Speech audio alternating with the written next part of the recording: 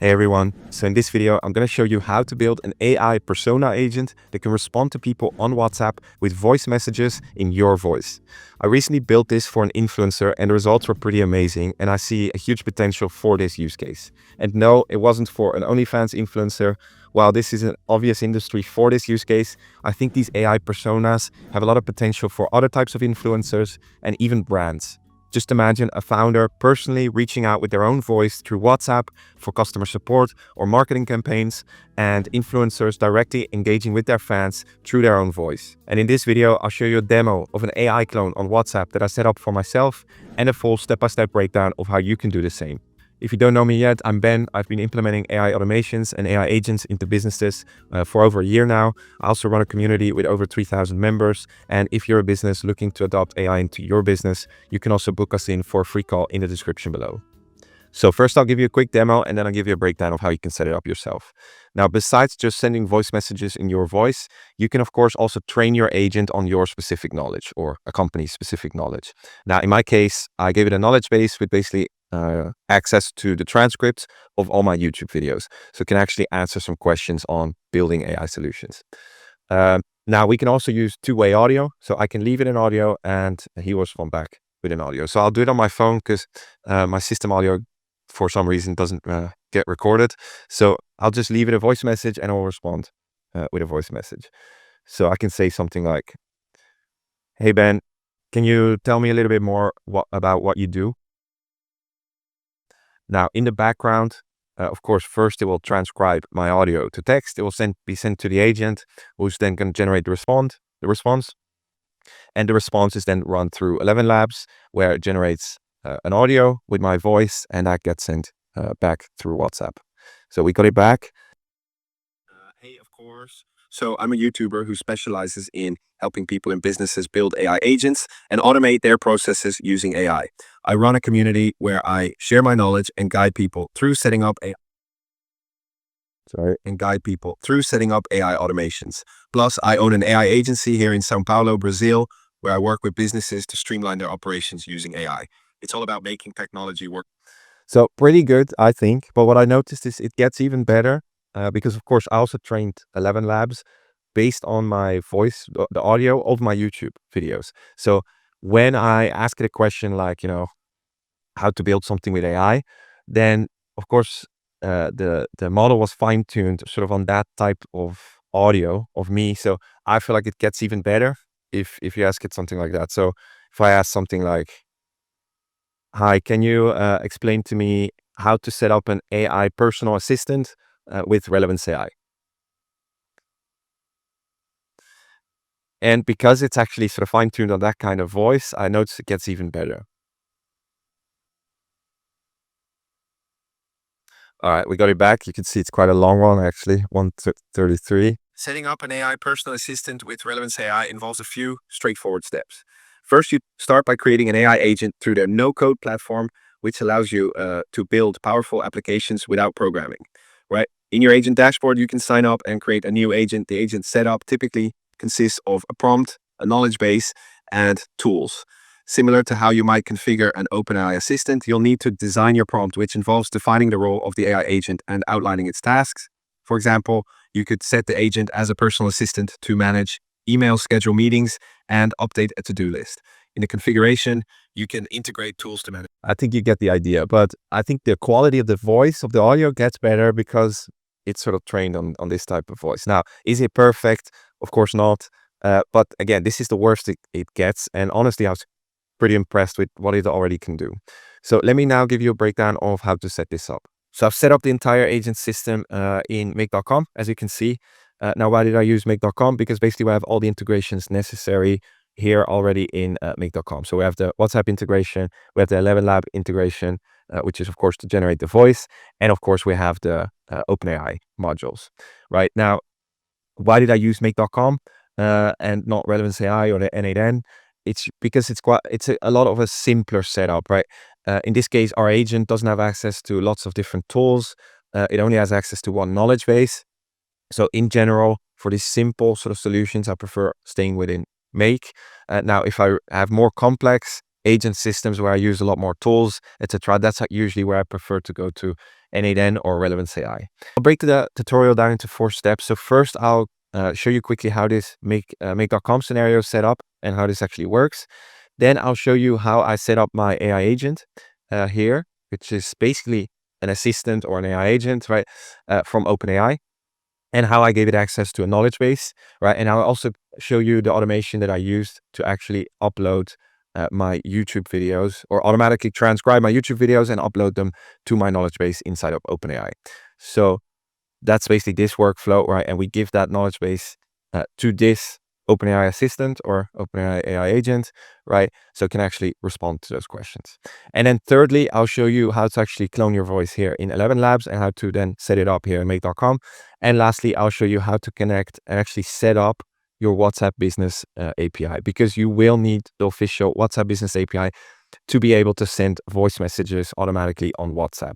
I got a lot of hate from my last video where I didn't explain how to actually set up the official WhatsApp API. So in this video, at the end, I will also show how you can set up the official WhatsApp API inside of Meta.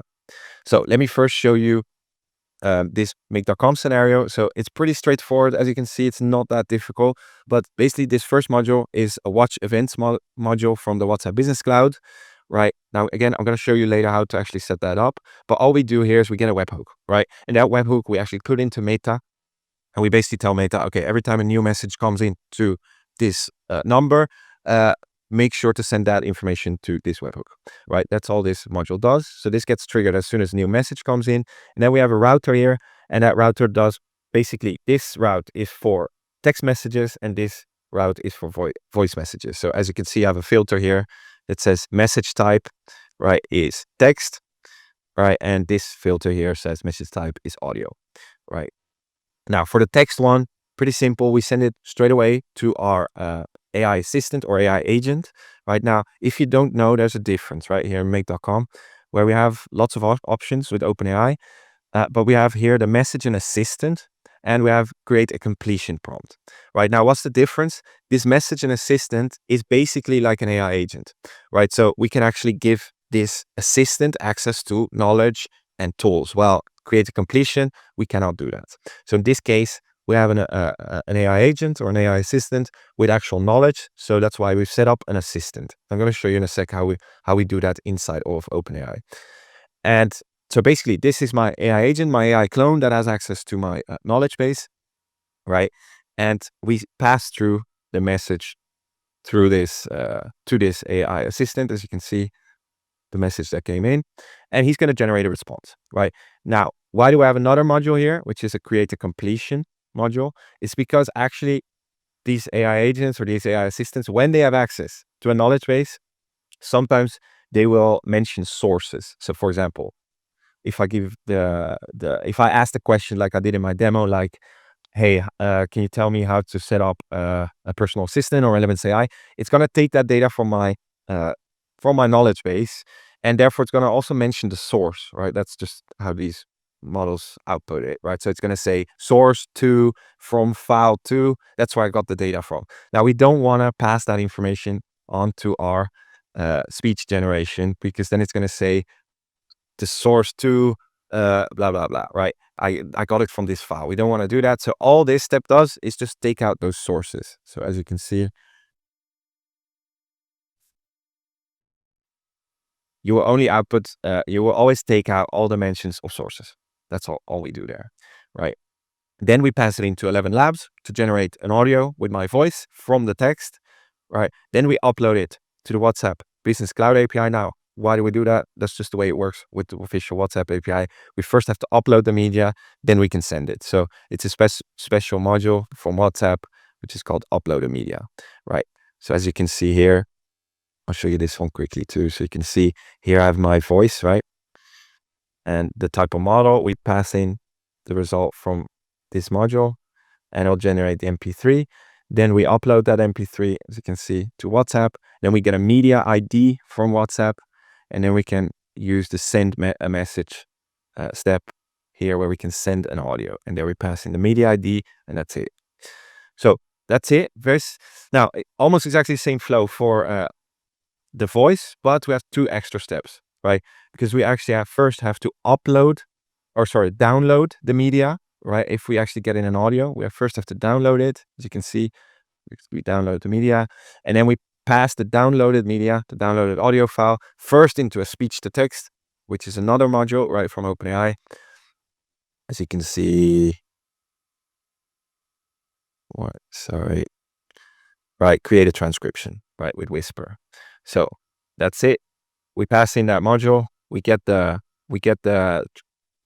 text that we pass into our assistant or AI agent to actually respond, right? Again, we pass it through the extra step to take out the sources. Then we generate the voice, we upload it to WhatsApp, and then we send it. So quite straightforward. I think I'll show you a quick example. So if I click here once and I send it a quick message. Hi there, how you doing? You can see it was triggered, right? It's an audio in this case. So it downloaded it, as you can see here. Get the downloaded audio. Then we pass it through to the speech to text. And as you can see here, we get the text. Then we pass it on to our agent who generates result, right? Hey, I'm doing great. Thanks for asking. How about you?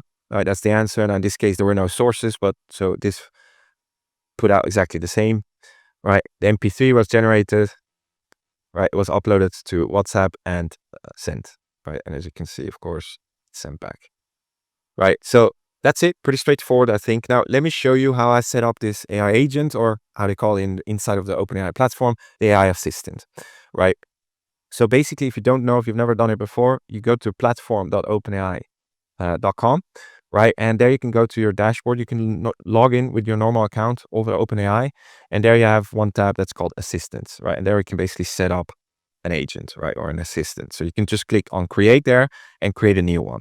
So I can show you here. This is the one that I set up, right? Ben AI, right? I gave it the system prompt, right? Which is your Ben AI, a knowledgeable AI YouTuber who helps people and businesses set up AI agents and AI automations. So here I have the prompt, right? And now lastly here, I gave it access to a knowledge base, as you can see. File search, right? File search enables the assistant with knowledge from files that you or your users upload. Once a file is uploaded, the assistant automatically decides when to retrieve content based on user requests. So it's just an easy way to give access to knowledge. So you can see I gave it access here to Ben AI knowledge. Right now, how do you do that? You have another option here, which is called storage. There we can basically create our knowledge base. So here we can upload files, and from those files, we can create a vector store, right? Because we need to give our agent access to a vector store to actually do the knowledge search, to answer questions, right? So now, how did I do this? I actually did this with an automation, right? Because I took it from my YouTube video. So this automation here, which I'm going to get you through very quickly too. So this Google Sheets basically has a list of my YouTube videos, links, right? And what it just takes every single one of those YouTube videos here, right? Search rows, right? And puts it into this Dumpling AI module, which is a get YouTube transcript module. I really like Dumpling AI. Make it really easy to sort of scrape these kinds of things. You can do a lot of other things too with Dumpling AI, as you can see. But it's just basically a really easy way to get YouTube transcripts, scrape websites, right? Scrape Google News, Google reviews, etc. You can even, as you see, you can now do search a knowledge base right now, or add to knowledge base. But in this case, I use to get YouTube transcript, right? Then I create a file from that YouTube transcript. Then I download that file because we can't actually do that directly. We first have to download it, and then we can pass it on to this module, which is an upload a file. Right now, this is a special module again from OpenAI, where we can upload a file to our OpenAI account. Right. So first we do that, we upload the file, and then lastly here we add files to a vector store. Right, because the file itself is not enough. We actually have to pass it into our vector store, and then we have our knowledge base. So that's how it works. And basically what then happens here in the background, I can show you my storage, vector stores, BenAI knowledge, right? As you can see, I have all these files here, which are all my YouTube videos, all the transcripts of my YouTube videos. Right now, this vectorizes it basically, and then we can just go back to our assistant, and then we can toggle this on, select this, and then you can choose your vector store, right? So that's it. That's all it is. And then when you're in your make.com account, you can just select the assistant you already created in OpenAI. So in this case, you can just select it from a list, you see. So in this case, Ben AI. Good. That's it. That's how you set the agent up. Now let me show you how to actually clone your voice in ElevenLabs, and then how to connect this module. So for generating a voice clone on ElevenLabs, it's quite straightforward. Now you have two options, right? You can either go for the starter plan, right, which costs at the moment $1, normally $5 a month, right? And there you get 30 minutes of audio generation a month. But the quality of your audio cloning is not going to be amazing. It's going to be still pretty good, but not amazing. If you want the professional voice cloning, you need the creator plan, which at the moment is $11 or normally $22. And you can also generate 100 minutes of ultra high quality text to speech per month. So if you, when you sign up for a free account, basically come to your dashboard here, and there you can go to voices. And here you basically can click add a new voice, right? And here you'll see 4 options, but basically these 2 are for voice cloning, right? So you have the instant voice clone, which this option is available on the starter plan, right? And you can see clone your voice with only a few minutes of audio. So this is that first option. Now that option won't generate the highest quality voice clone, right? But still does a pretty good job. And then you have the professional voice clone, right? And the professional voice clone offers, as you see, highly accurate voice reproduction, but requires more training data, right? So you actually need at least 30 minutes of audio. And they say the best is actually up to 3 hours of audio. But then the result you get, of course, is also a lot better. Now, for this option, you will need the creator plan. So I generated my voice through this option, but I can only do one a month like that. So I can't actually show you how to do this right now, but I can show you quickly how to do it with the instant voice clone. It's a very similar process. So you click there, you can give it a name, right? So let me call it Ben AI 2.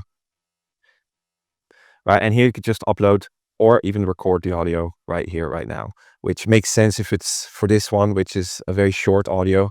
But for the longer one, of course, you don't want to do a 3-hour audio. So what I did is I just uploaded my YouTube video audios, right? So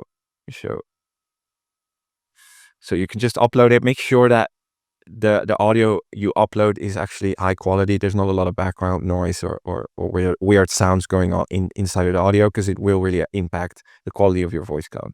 So you can then still select this, remove background noise from audio samples.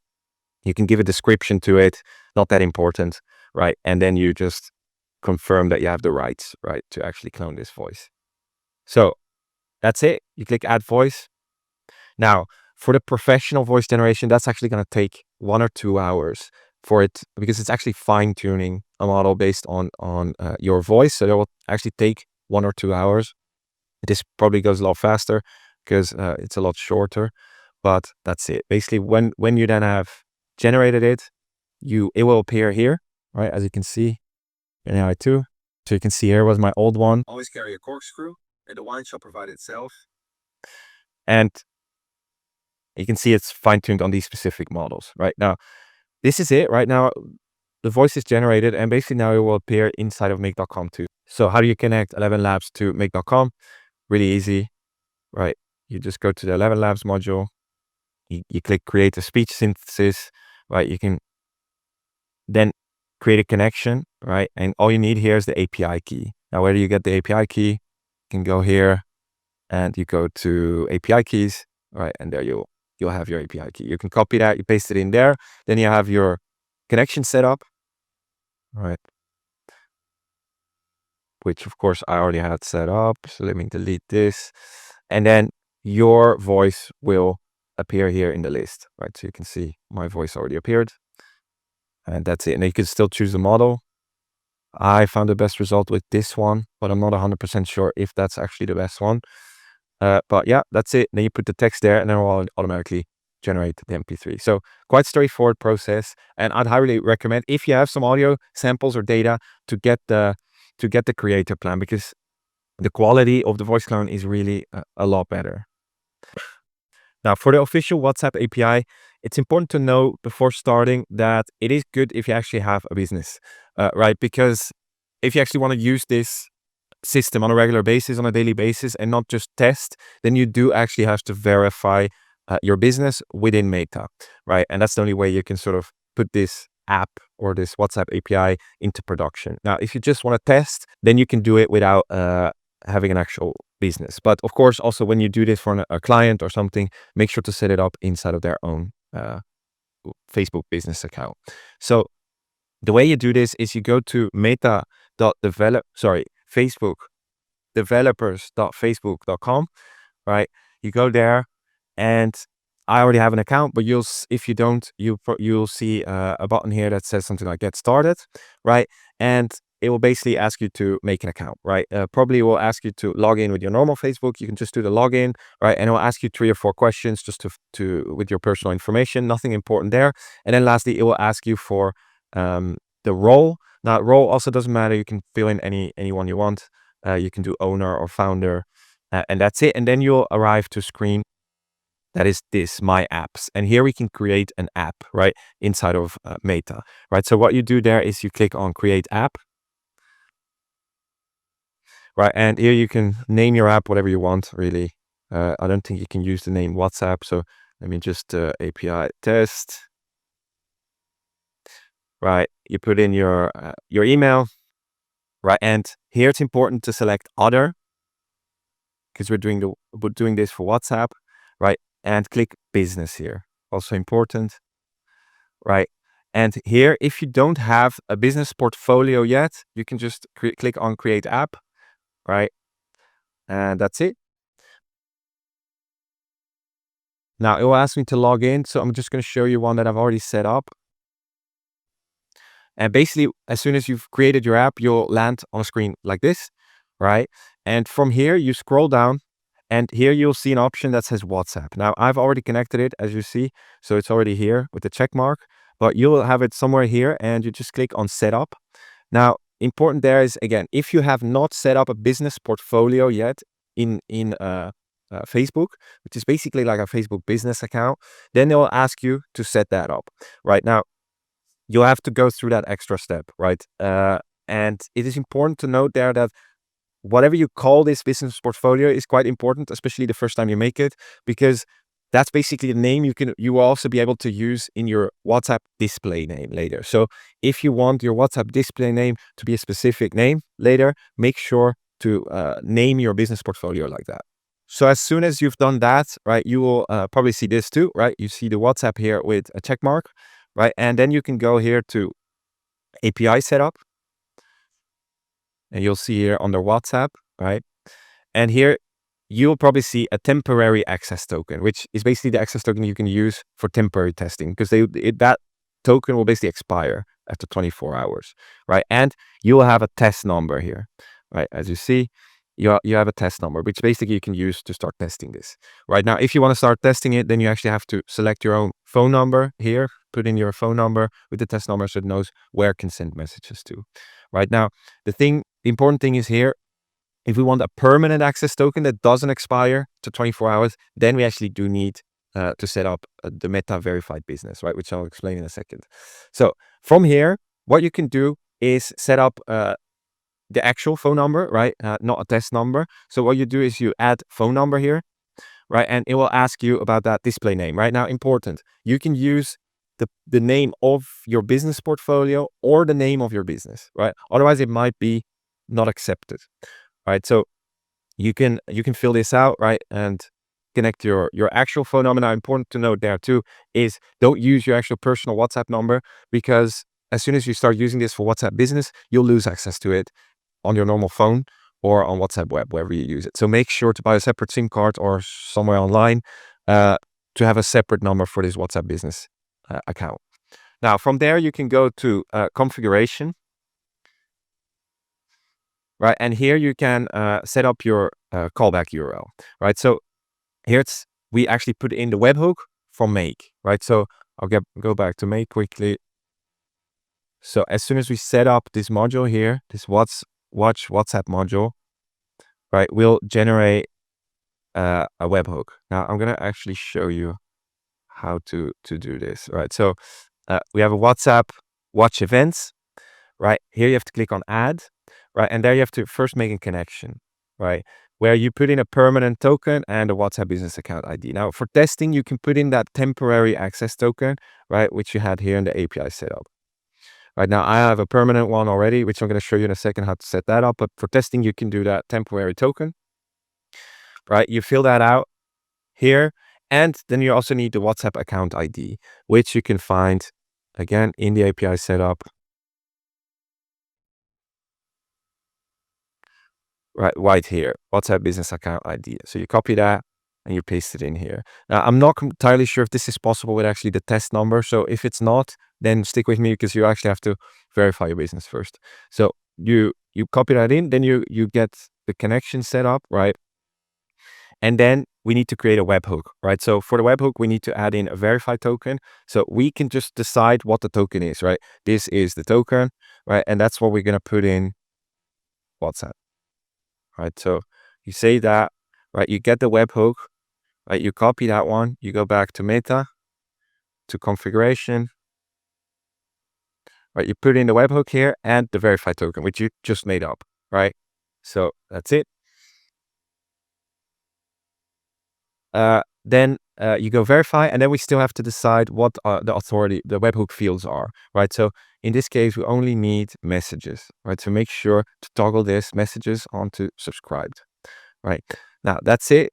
Now, lastly, to actually get the permanent token, right? We need to generate the permanent token, but the best thing is to actually verify your Meta account before doing that, because the danger is that you actually get blocked, right? If you don't. So how do you do that? You can go back to your Meta apps, right? So if you go to developers.facebook.com, you go to my apps, right? And here you'll see your business, right? And you can click on that, which in my case is Force Factory. And here in this screen, you go to business info, right? And here you have to actually, in the business details, you have to fill out all the details of your business, right? And once you've done that, make sure that's correct, right? Then you have to, go here to, you see mine is already verified, but if you have not done it, you'll see unverified, right? You click on view details, and here you have a button that says verify, right? Now, if it doesn't appear, then you first have to set up the permanent access token, right? Now, if it does appear, click on that, and then you need to have your papers ready to actually make sure that Meta can verify it, right? Now, if you don't have it, then we have to go to system users and first set up the permanent access token. So how do we do that? Right, you can see mine's already set up. So you click here on add, right? You can call whatever you want, and you have to select admin, right? Now I already have set it up, so I can't actually add another one, but then you have it added.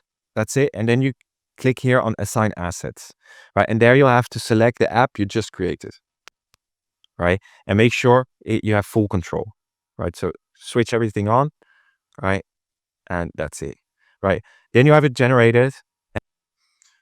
Then you click on generate new token, right? You select the app and you select never, right? That's basically how you make sure that the webhook or that the token never expires. And then for permissions, I'm not going to do it right now because I've already set it up.